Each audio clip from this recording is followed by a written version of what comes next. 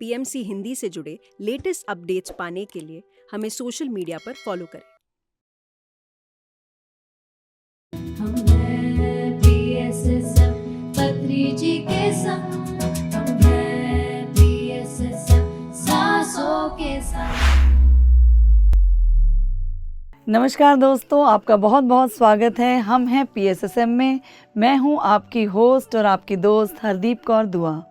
हम पिछले एपिसोड में बात कर रहे थे मनीषा गुप्ता जी से, जो अपनी जर्नी एक इनक्योरेबल डिजीज़ के साथ पूरी कर रही थी और कुछ ना कुछ वॉइड उनकी लाइफ में आ रहा था। बट जैसे ही ध्यान ने एंटर किया उनकी लाइफ में, कैसे ट्रांसफॉर्मेशन शुरू हुई, कैसे उनमें बदलाव आए और उस पॉजिटिविटी के साथ वो आज कैसे ध्यान का प्रचार और प्रसार कर रहे हैं, इसी के बारे में आगे जानते हैं मैम से। नमस्कार मनीषा जी, आपका एक बार फिर से बहुत बहुत स्वागत है। हम हैं PSSM में। धन्यवाद मैम। मैम, जब आपको कैंसर डिटेक्ट हुआ, ऑब्वियसली इतना इजी नहीं होता जो आज 5 साल बाद इजी लग रहा है देखने में। उस टाइम इंसान हिल जाता है, मॉरली डाउन हो जाता है। आपके आसपास का माहौल कैसा था? आपकी फैमिली का क्या रिएक्शन था? आपके आसपास कैसा माहौल था? आपको कैसा फील हुआ उस टाइम जान के कि मुझे कैंसर है, वो भी 4th स्टेज कैंसर? एकदम से पहली बार पता लगना, जिसके घर में कोई बीमार ना पड़ता हो, कि मुझे 4th ग्रेड कैंसर है। तो how did you react and what was the reaction of society? पहले तो अगर मैं अपने मम्मी पापा से शुरू करूं तो वो बिल्कुल नहीं घबराए। उन्होंने घबराए ज़रूर, मगर मेरे सामने नहीं शो करते थे। पापा का हमेशा यही कहना होता है, अभी भी यही कहते हैं, जब तक ये शरीर है तब तक कुछ ना कुछ तो चलेगा ही। परेशान मेरे सामने, क्योंकि मेरे सामने कोई कुछ बात नहीं करता था, मगर मुझे पता लगता था कि सिस्टर्स वगैरह भी, ये क्या हो गया, रोना, मम्मी का भी, सबका कि भी क्या करें। कोई कहता था बंगलौर ले जाते हैं सिस्टर्स, यही घर में सभी लोग फैमिली मेम्बर बात करते थे। और सपोर्ट बहुत ज़्यादा, मुझे बहुत ही ज़्यादा सपोर्ट रहा। मेंटली तो बहुत ही ज़्यादा सपोर्ट करते ही थे। और जब डॉक्टर्स के पास मुझे जाना होता था तो कोई ना कोई हमेशा साथ में रहता था, कभी 2 लोग भी रहते थे। और अगर कोई एक जा रहा है ना तो दूसरा कहता था पहुंच गए ना, कॉल करके मेरे से पूछते थे पहुंच गए हैं। तो बहुत ज़्यादा सपोर्ट वो बहुत ज़रूरी है। हाँ, फैमिली का सपोर्ट मिलना बहुत ज़रूरी है, क्योंकि ये एक, अब मेरी सोच डिफरेंट है बिल्कुल, मगर हर किसी के साथ तो ये सिचुएशन नहीं होती ना कि वो इसको समझ पाए कि हाँ ये अपॉर्चुनिटी है, ये चैलेंज है। उस टाइम तो समझ में नहीं।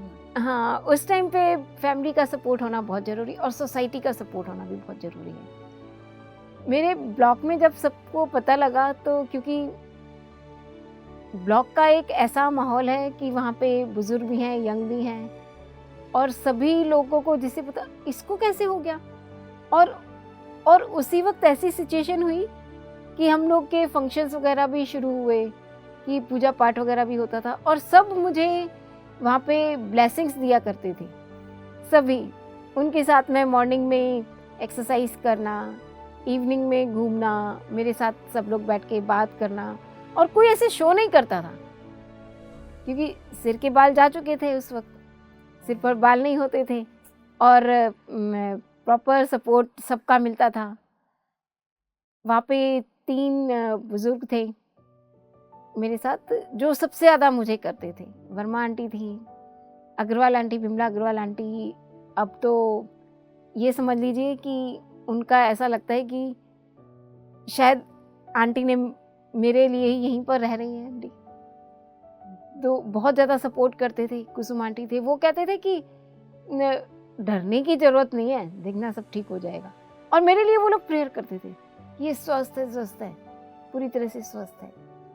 मुझे ब्लेसिंग्स दिया करते थे। एंजल सिर्फ आपके 5 डिमेंशनल वर्ल्ड में नहीं होते, वो ह्यूमन फॉर्म में भी आपके साथ रहते हैं, में भी होते हैं। मैंने ये चीज़ें तो प्रैक्टिकली रियलाइज़ की हैं कि हर कोई कहता था नहीं परेशान होने की ज़रूरत नहीं है, ठीक हो जाओगे।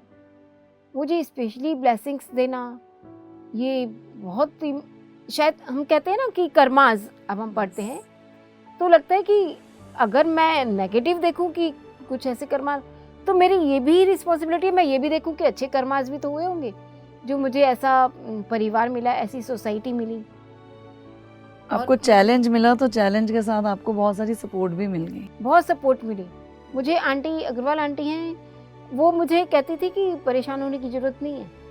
वो मुझे बताती थी, गाइड करती थी, क्योंकि वो बहुत ज़्यादा ध्यान में है और मेरे को कि ऐसे करो समझाती थी और मुझे पॉजिटिविटी देती थी बहुत ज़्यादा। इसके लिए तो मैं बहुत ज़्यादा भगवान का, यूनिवर्स का थैंक्स। जी, तो अभी आप ध्यान से कब जुड़े और PSSM से कैसे जुड़े आप? कोरोना के टाइम पे निखिल जैन सर है, निहाल जैन सर, जिनका अपना एक प्लेटफॉर्म है समागम, वहाँ से जुड़ी मैं उनके साथ। तो आप कुछ ढूंढ रहे थे क्या? मतलब were you searching for something like this? क्योंकि यूनिवर्स को पता था मेरा पर्पस ऑफ लाइफ क्या है, मुझे तो नहीं मालूम था। तो वो सारी क्रिएशन हो रही थी।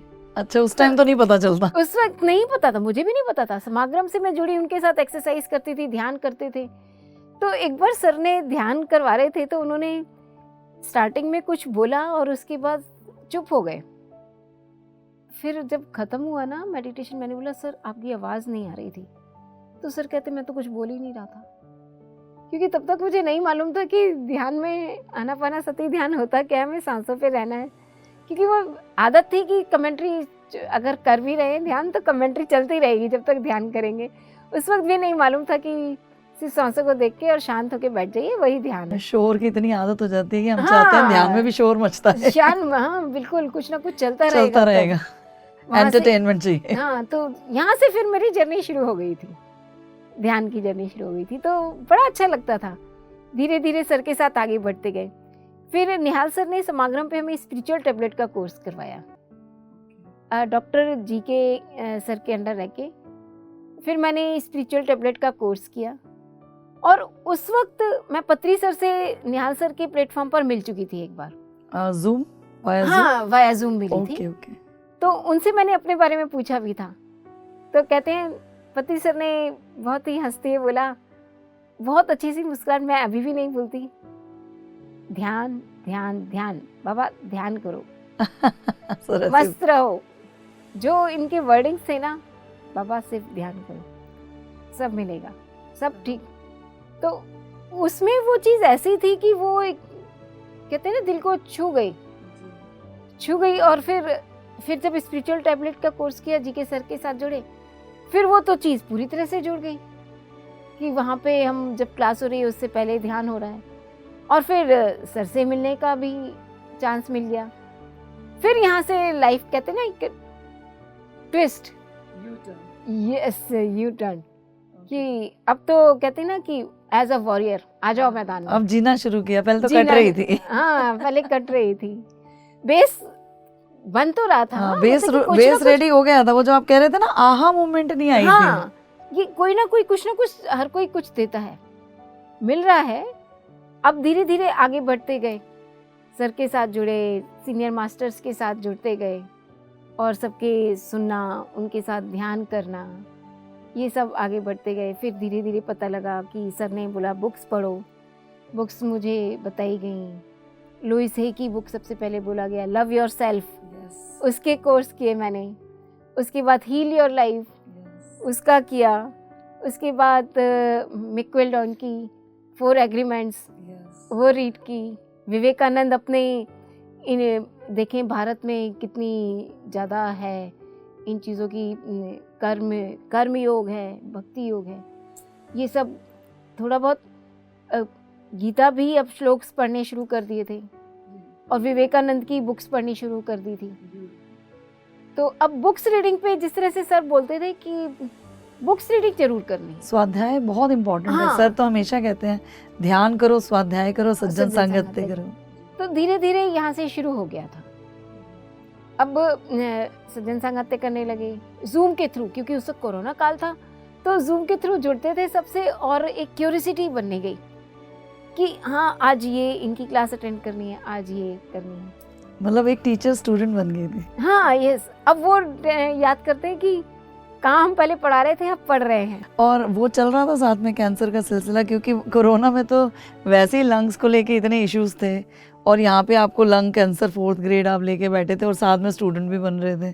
तो ये दोनों फिजिकल और मेंटल जर्नीज कैसे चल रही थी, सोलफुल जर्नीज? आप सुन के सरप्राइज होंगे कि वो टाइम मेरा इतना अच्छा निकला कि मुझे कभी कोई इन्फेक्शन भी नहीं हुआ लंग्स में, क्योंकि ध्यान से जुड़ चुकी थी। कॉन्फिडेंस सबसे फर्स्ट चीज होती है, कॉन्फिडेंस। यस, जब विल पावर ठीक है थी, मगर एक यस करे जाता है सबसे पहले ध्यान से। हाँ कि ना वो मैं कर डर लूंगी, मैं कर डर लूंगी। निकल गया था। नहीं ये भी हो जाएगा। अब इस प्लेटफॉर्म पे जुड़ने के बाद कहते हैं ना कि कर तो रहे थे, अब एक कॉन्फिडेंस आ गया था कि यस आई कैन डू और आई एम द विनर। मतलब कि एक ना कहते कॉन्फिडेंस की भी, हाँ जो है तो है। अब इससे जब फिर बुक्स पढ़नी शुरू की तो बुक से साथ उनके एक्सपीरियंसेस कि जब वो कर सकते हैं तो मैं क्यों नहीं जी। अब एक ना करेज, कहते हैं दिस इज अ करेज। और एक ईगो वैसे गलत वर्ड है, मगर अब एक ईगो आ गई थी, नहीं मैं भी अब बाहर निकलना है। ये कि भी नहीं, अगर वो है तो फिर मैं क्यों नहीं।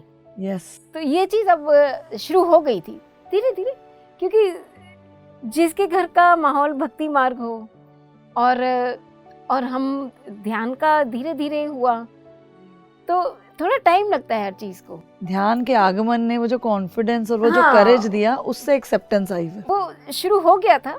जी। तो फिर उसके बाद एक दिन ऐसे ही हुआ कि मैं नीचे, एक्चुअली हम लोग फर्स्ट फ्लोर पर रहते हैं। अग्रवाल आंटी हैं, मिसेस बिमला अग्रवाल आंटी, वो ग्राउंड फ्लोर पर हैं। तो मैं उनके घर किसी काम के लिए गई, तो देखा तो वो पीएमसी हिंदी चैनल देख रही थी। तो एकदम मैम आंटी ये क्या देख रहे हो आप, ये तो यही तो इन्हीं से तो मैं कनेक्टेड हूँ। तो एक जो खुशी होती है ना मन में, अच्छा। तो वो आंटी, अच्छा तुम इनके साथ जुड़ी हो? आंटी बोली मेरे को तो ये इतना अच्छा लगा है, मैंने देखा और मैं अब तो इससे मिला। वाह, ये देखिए ये होती है यूनिवर्स जो लॉ ऑफ अट्रैक्शन। हाँ yes, conspires to like attracts like, Yeah. और जो एक यूनिवर्स ने हमारे लिए सोचा हुआ है सोचा हुआ है कि Synchronous. क्या मुझे किससे क्या करवाना है और कैसे करवाना है, वो अपने आप अपनी सिचुएशन भी हमें क्रिएट वैसे ही कर देगा और हमें अपॉर्चुनिटीज अपने आप मिलती जाएगी। किरदार भी वैसे ही लाइन अप हो जाएंगे। हाँ वो तो एक खुशी हुई कि आंटी देख रही है ये पीएमसी हिंदी। तो यानी कि अब बस सब तो मिल गए दो लोग। 1+1 2 नहीं होंगे, 11 हो जाता है ना। 11 एक और 11 हो गए। तो फिर धीरे धीरे ना उनके साथ बैठ के बात करते थे कि वो अपने एक्सपीरियंस ही बताती थी कि आज ये देखा, आज ये देखा। अच्छा आंटी इनका देखा, इनको मैं जानती हूँ, इनका भी मैंने अटेंड कर रखा है क्लास। सज्जन संगत्य होने लग गया ना। धीरे आपका। धीरे सज्जन संगत्य हम लोगों का होने लग गया। और वो इसके साथ वो जो सुनती थी वो मेरे को गाइड करती थी। शेयरिंग हो गई। हाँ कि तुम्हें ऐसे करो ऐसे करो, और मुझे मेरे को बाहर निकलने के लिए वो प्रॉपर एक कहते हैं ना कि नहीं तुम्हें कुछ नहीं हो, डरने की जरूरत नहीं है, बिल्कुल ठीक हो। मतलब हर पल मेरे को यही मन में कुछ सब तरफ से कहते हैं ना, चारों तरफ से एक ऑरा बन चुका था कि you are healthy, you are healthy. वो चीज शुरू हो चुकी। Inward also you were working on with ध्यान, और आउटवर्ड आपको लोग भी ऐसे मिलते गए जो लोग आपको ऐसे मिलते प्रोपोगेट गए। कर रहे थे, आपके सबकॉन्शियस में बम्बार्ड कर रहे थे हाँ that you are physically fine, yes, so nothing is wrong with you, so it was easy to accept. हाँ, और इन द मीन टाइम मुझे निमोनिया अटैक हुआ, सीवियर निमोनिया अटैक, जिसमें इमीडिएटली हॉस्पिटल ले जाया गया, जहाँ पे कि कहते हैं ना नियर टू डेथ। उस वक्त वो एक्सपीरियंस हुआ कि जब सांस रुक गई थी, बेहोश, जब हम कॉन्शियस नहीं रहे, ये पता कि जब डेथ होगी तो कुछ पता ही नहीं रहेगा। तो फिर ये एक्सपीरियंस बड़ा मुझे हेल्प किया कि जब जाएंगे हम तो पता ही नहीं लगेगा कि क्या है, कोई एहसास ही नहीं होगा, और एहसास ही नहीं होगा, तो फिर तो डरना किस बात का है। और फिर मास्टर्स कहते थे कि जो जाने वाला है जब वो याद नहीं कर रहा, उसके तो कुछ, उसने जब बर्थ ले लिया तो वो तुम्हारे को तो भूल चुका, तो फिर हम क्यों याद करते हैं जब चला जाता है। तो एक तरह से मन से अब वो भी डर निकल द गया, फियर ऑफ डेथ वो भी निकल गया। इवेपोरेटेड। ठीक है, अब ये भी, ये धीरे धीरे जब मेडिटेशन में बैठते, ड्रीम्स आते, तो बुक्स भी, सज्जन संगत्य चल रहा था, स्वाध्याय भी चल रहा था, और एक कहते हैं ना एक सपोर्टर भी मिल चुका था। घर में भक्ति मार्ग था और अग्रवाल आंटी के साथ ध्यान मार्ग था। बस पीएमसी मिल गया था और अब PMC गोते खा रहे थे। अब पूरी तरह से चेंज हो चुका था कि अब ड्रीम में दिखना कि भी आगे बस स्पीडली जा रही है, मैं उसके पीछे रन कर रही हूँ। डॉक्टर जी के सर के साथ कॉन्टीन्यूसली मेरी काउंसलिंग होती थी वहाँ पर।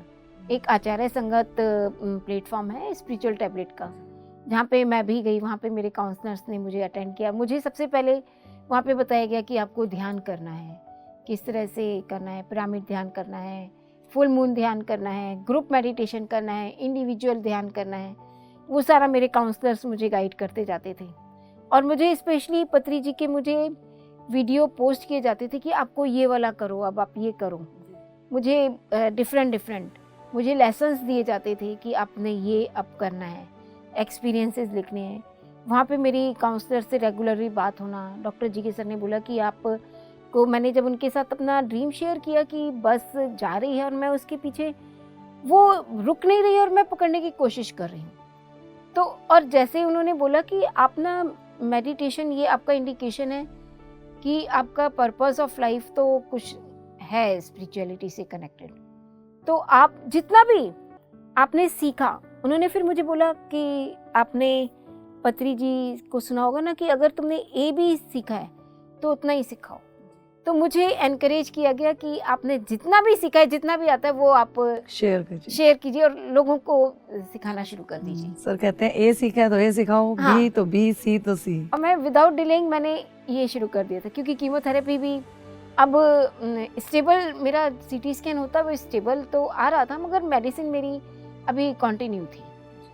मुझे आफ्टर एवरी 21 डेज में इंजेक्शन दे दिया जाता था ट्रिबेक्टेडिन का। वो मुझे 37 साइकिल्स टोटल दिए गए थे, तो वो भी चल रही थी। और यहाँ से मैं प्लेटफॉर्म पे जितना आता था वो भी गाइड कर देती थी। और इन द मीन टाइम अब कॉन्फिडेंस बिल्ड होना, एज अ वॉरियर आगे आ जाना, बिल्कुल फ्रंट पे आ गए। और उसमें क्या करना है, यूनिवर्सल एनर्जी क्या होती है, कॉस्मिक एनर्जी क्या होती है, फुल मून ध्यान करना, ये सब मेरे काउंसलर्स स्पिरिचुअल टैबलेट आचार्य संगत में बताते गए। और फिर मैं एम्स जब आती थी तो मेरे काउंसलर ने बोला कि वहाँ पे बसंता मैडम का घर है, आप वहाँ पे जाके मेडिटेशन किया करो। तो मैं एम्स आती तो अपना पूरा बैग लेके आती। तो एक बार मेरी शास्त्री सर से बात हुई, मैं मेडिटेशन के लिए जब आई। अब सर ने बोला कि घबराने की ज़रूरत नहीं है, कुछ नहीं होता ये सब कुछ, और तुम्हारा ये प्लेटफॉर्म तुम्हारा है। मॉर्निंग में आओ, जितनी देर खाना भी यहीं खाओ, हमारे साथ बैठो, यहाँ पे तुम स्वाध्याय करो, बुक्स रीडिंग उनके पिरामिड में, सफदरजंग पिरामिड में, परिनिर्वाण। हाँ जी, परिनिर्वाण में जाया करती थी।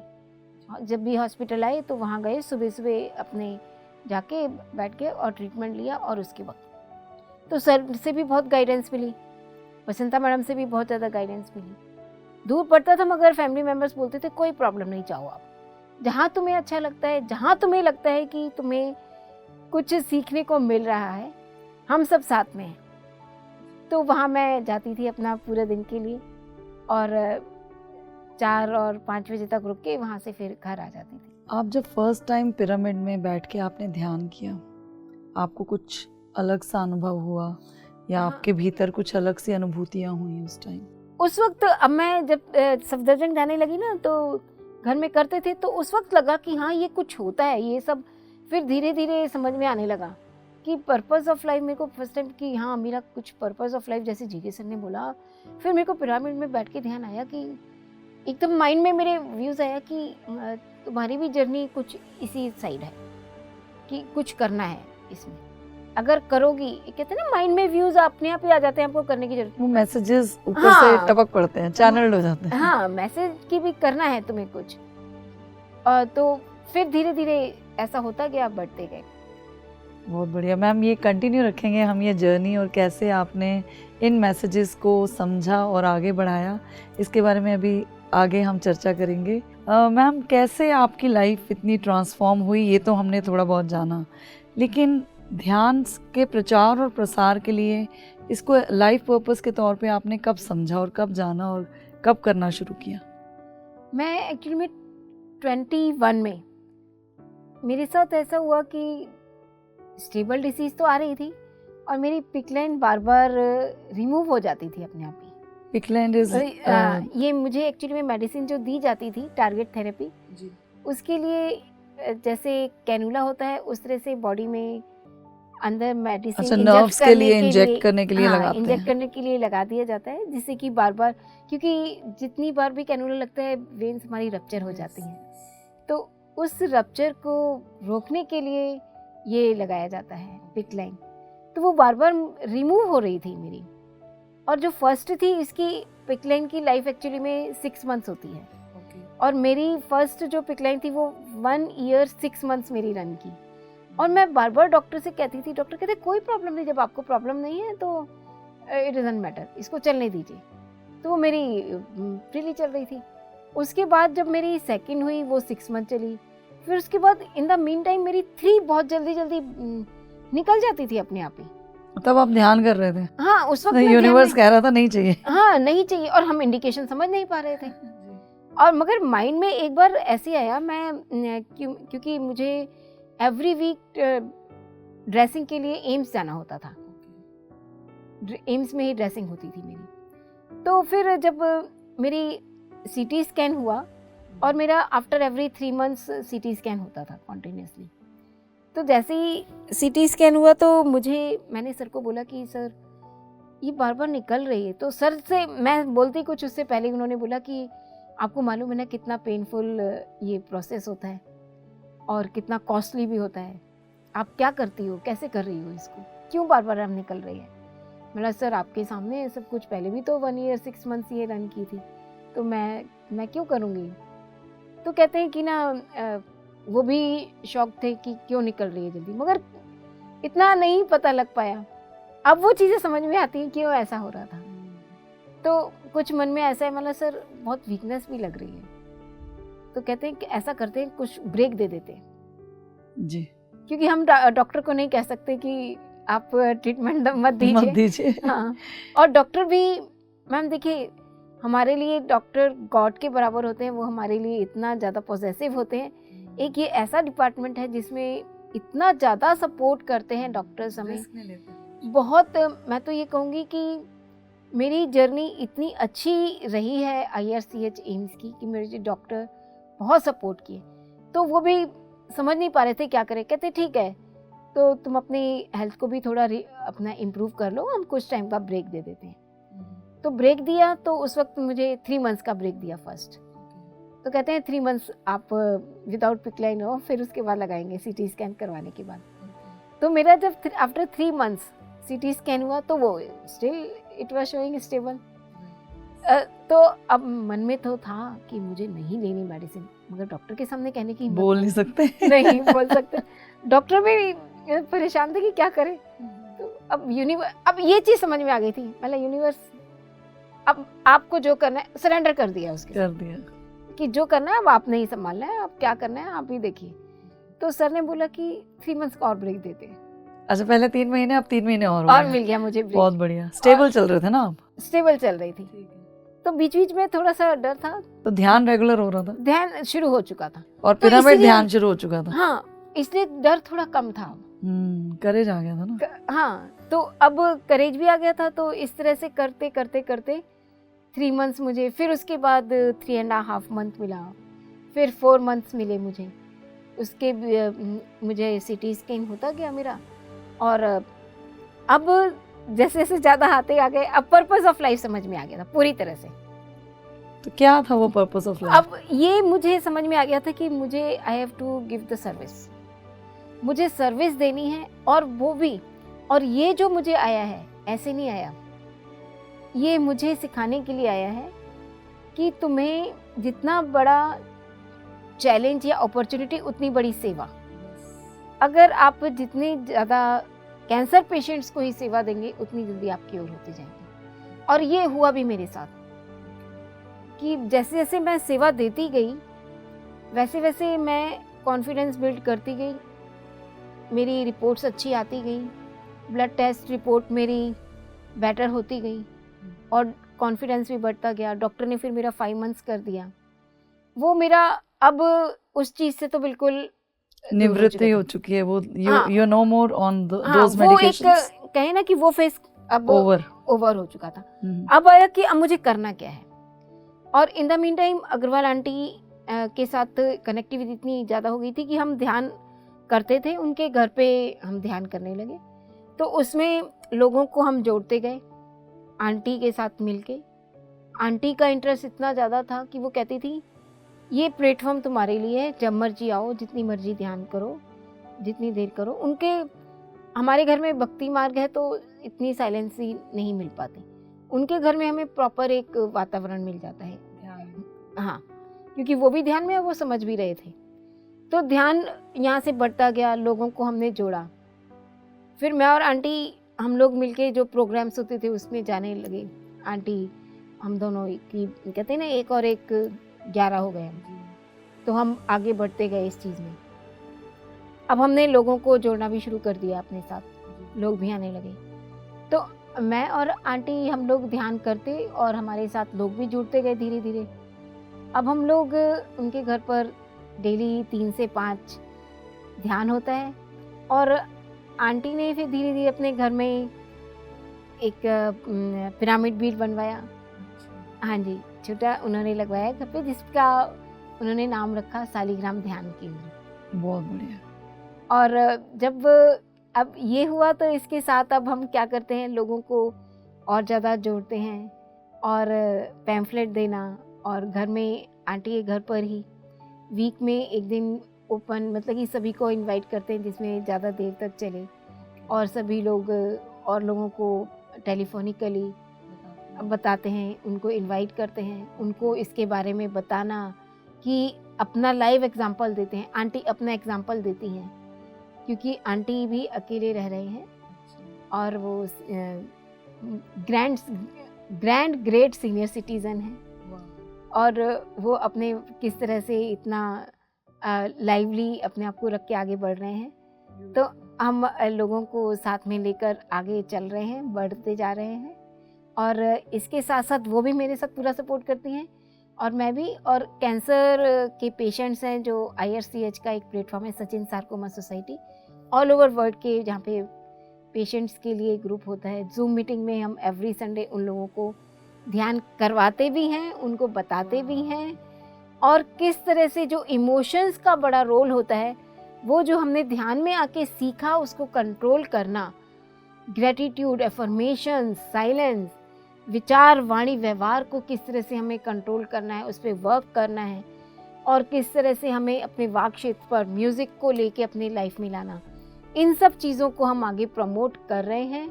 और आनंदो ब्रह्मा जो एक प्लेटफॉर्म है वहाँ पे करना, और कैंसर पेशेंट्स को उनके कोप से बाहर निकालना कि ये ऐसा कुछ नहीं है, ये तो एक जर्नी का पार्ट ही है। तो ये सब हम अपने अब पूरी तरह से इसमें लग चुके हैं और आगे बढ़ रहे हैं, और लोग भी हमारे साथ जुड़ते जा रहे हैं। वंडरफुल, बिकॉज क्योंकि मैं खुद एक NLP ट्रेनर हूँ और I am an emotional empowerment coach also. I am actually understanding what you are trying to say.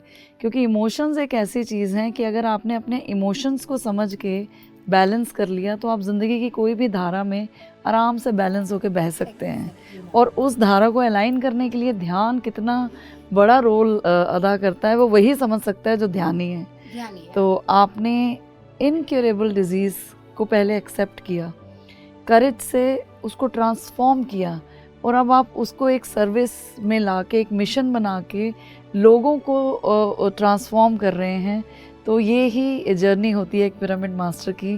क्योंकि मैम देखिए, मैंने फिजिकली, इमोशनली, मेंटली, स्पिरिचुअली उसका इफेक्ट होते देखा है कि इससे एक पार्ट नहीं इफेक्ट होता।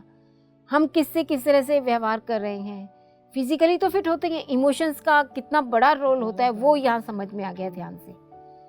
तो ये इन चारों लेवल पर जब अपने आप को क्योर किया, तो अब हम दूसरे को अपने एक्सपीरियंसेस से उसको बताते हैं। आपका टेस्टिमनी हो गया ना कि मैं कर सकती हूँ तो आप तो कर सकते हैं। ट्रू। और आपको देख के लोग कितना इनकरेज, ये जो इस प्लेटफॉर्म पे आज आपने इतनी बढ़िया शेयरिंग दी है, कितने सारे लोग हैं जो हताश रह जाते हैं। मैंने बहुत सारी फैमिलीज़ को जिनके घर में कैंसर 4th स्टेज पे आता है और वो बिखर जाते हैं, और सिर्फ एक ही नहीं बिखरता, उसके साथ उनके बच्चे बिखरते हुए देखे हैं, उनके ग्रैंड पेरेंट्स बिखरते हुए देखे हैं। पूरे घर में जो है एक तबाही जैसा माहौल हो जाता है। लेकिन अगर आप ध्यान में हैं तो वो जुड़त्व है, वो योग है, और वो आपको कहीं ना कहीं ट्रांसफॉर्म कर देता है और उस मिशन पे डाल देता है. So this is the beauty of being a pyramid master. Thank you so much. It was such an awesome journey. आपकी शेयरिंग से पता नहीं कितने हज़ारों लाखों लोगों को ज़िंदगी की धारा बदलने में हेल्प मिलेगी. से रियली ग्रेटफुल कि आपने ये जर्नी अपनी शेयर की. Thank you so much for coming to PMC Hindi इन हम हैं PSSM. Thank you ma'am. बहुत बहुत आपका धन्यवाद, और मैं सभी का तहे दिल से आभार व्यक्त करती हूँ कि मुझे आज ये नहीं लगता कि ये मुझे क्यों हुआ था. मैं कहती हूँ थैंक यू यूनिवर्स, क्योंकि मेरे लिए ये एक अपॉर्चुनिटी बन के आया और जिसने मुझे बिल्कुल चेंज कर दिया है, मेरी लाइफ को एक खुशनुमा लाइफ बना दिया है. थैंक यू यूनिवर्स, और thank you PMC Hindi channel का और सभी ग्रेट मास्टर्स का बहुत बहुत हृदय से आत्मवंदन धन्यवाद करती हूँ. थैंक यू मैम मुझे यहाँ इनवाइट करने के लिए. Thank you so much for coming ma'am. So friends, देखा आपने इतनी खूबसूरत जर्नी कि आप कैसे एक लावा से, एक कैटरपिलर से, कैसे एक बटरफ्लाई में ट्रांसफॉर्म होती हुई ये जर्नी थी. एक इनक्यूरेबल डिजीज़ जिसका नाम सुनते ही, और वो भी 4th ग्रेड कैंसर, क्योंकि जब कैंसर डिटेक्ट होता है तभी खलबली मच जाती है, और अगर ऐसी स्टेज का हो तो बहुत बहुत खलबली मच जाती है. बट जब आप ध्यान में हैं, जब आप एक पिरामिड मास्टर हैं, तो पत्री जी कहते थे आपने एंटर किया है PSSM में, आप ध्यान कर रहे हैं तो आप ऑलरेडी मास्टर हैं. तो ऐसा नहीं है कि कोई डिग्री होती है मास्टरशिप के लिए. एवरीबडी, सबके लिए ये प्लेटफॉर्म खुला है, और आप सीखिए और सिखाइए. ए आता है तो ए, बी आता है तो B. This is what ma'am is doing. और इतनी सुंदर शेयरिंग आपके साथ की. मुझे पूरी उम्मीद है कि आपको इंस्पिरेशन भी मिली होगी, बहुत सारी लर्निंग मिली होगी, और आपकी ज़िंदगी में भी ऐसे ही खूबसूरत ट्रांसफॉर्मेशंस आएंगी जैसे मैम की ज़िंदगी में आई. और बहुत सारे पिरामिड मास्टर सर्विस करके ऐसी वंडरफुल लाइफ जी रहे हैं. तो अगले एपिसोड में मिलेंगे एक और शख्सियत के साथ, एक और पिरामिड मास्टर के साथ, ऐसी ही इंस्पिरेशनल जर्नी में. तब तक के लिए हरदीप कौर दुआ को दीजिए इजाज़त. Thank you so much for watching.